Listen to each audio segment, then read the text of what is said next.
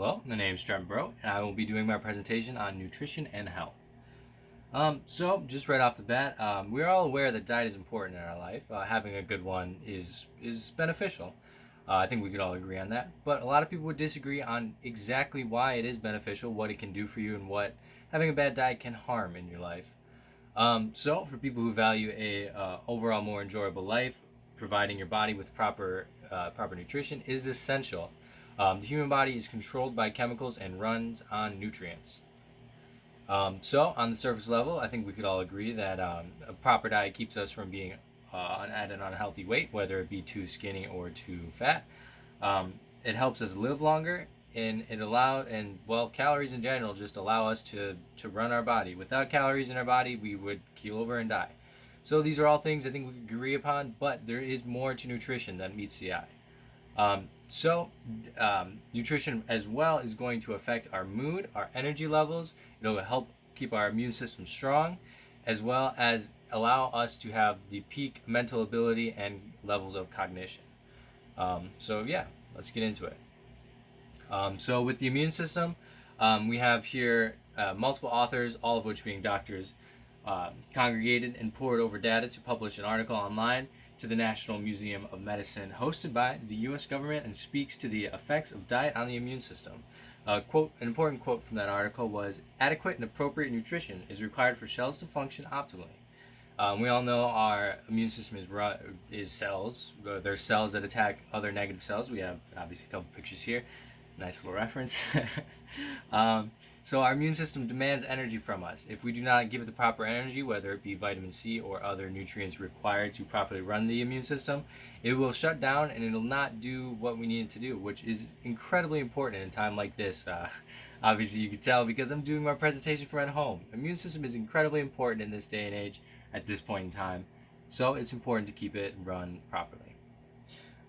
Energy. In 2018, writer and nutritionist Justin Welton wrote an article for PerQ in Integrative Health detailing foods' effect on our body's chemistry. An important quote again from that article is, "The standard American diet (SAD), I think that's actually kind of funny, is imbalanced and promotes ill health in large part by contributing excess loads of acid. Acid excess means mineral deficiencies. Minerals buffer and neutralize acids. Minerals activate and energize cells. Without enough minerals, our cells lose energy, and obviously calories equal energy." Again, with the whole immune system thing, we as human beings run off of these nutrients and minerals, and macronutrients, micronutrients. We've all heard these terms before. Our body runs off of these, and without properly supplying it with such, our energy levels will be down, and our cells won't be able to function in proper ways.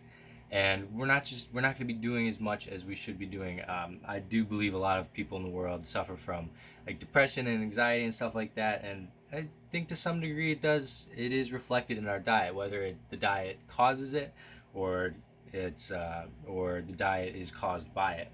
But either way, let's continue on. So with our mood, in 2015, Ela Shellhub, internationally recognized physician, staffed at Harvard Medical School and working as a clinical associate at Benson Henry Institute for Mind-Body Medicine, wrote an article for Harvard Health Blog revolving around our brain on food.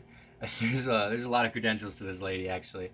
It's kind of funny. When I was looking up her credentials, it was all written by her, and it was like 2 paragraphs long of all these fancy things she did. But basically, she likes to inflate her ego, and she's done a lot. I'll give it to her.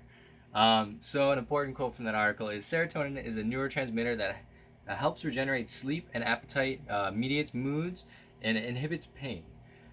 Since about 95% of your serotonin is produced in your gastrointestinal tract," that's your tummy for those who don't know, "and your gastrointestinal tract is lined with hundreds of millions of nerve cells or neurons, it makes sense that the inner workings of your digestive system don't just help you digest your food, but also guide your emotions." This is very interesting. I think we've all experienced a point in time in which we had some sort of fast food. We ate a lot of McDonald's, either early in the morning, late at night, or just in rapid succession, and you just kind of get this weird feeling where in your stomach you feel a little downtrodden. It feels like there's like a heavy little ball in your stomach, but our mood is affected by our diet. And again, this goes back to what I was talking about depression, anxiety, and all these mental problems we seem to be having in our society revolving, um, that kind of sort of revolve, that might revolve around our diet. So the solution to all this is to eat gooder. That's the end of my speech. Just everybody just eat gooder. Eat gooder all the time. That's it. That's all you gotta do. Simple as that. All right.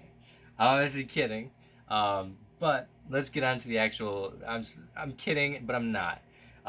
The solution is to eat better, to eat a proper, well-balanced diet. But some of us do need some tips on how to do so, or at least create a routine in their life in which they do so. So one of the key things, one of the first things here, one of the things I think is most important, and I have input into my life is meal prep. You cook a week's worth of food within one day. It takes about an hour and a half to half an hour, depending on what you're cooking. Normally I cook chicken. It's really not that hard. It's actually fun. It's stimulating to your brain. It gives you something to do. It allows you to learn new things. It's a very interesting thing to do. You listen to some music, you jam out, you have some fun. There's a lot of things going on. Again, depends on what you're cooking, but it is actually really entertaining. And a trip to the store takes 30 minutes to gather the ingredients necessary for this. But some people might have a problem, knowing what to cook. And this is where websites come in. We have plenty of quality websites. One of my favorite being Reddit, the front page of the internet. It's anybody who goes there. r/fitness, r/gain it, meal prep, recipe gifts. There's many, many, many more options than that. We have YouTube for recipes, the Food Network, both the TV show and the website.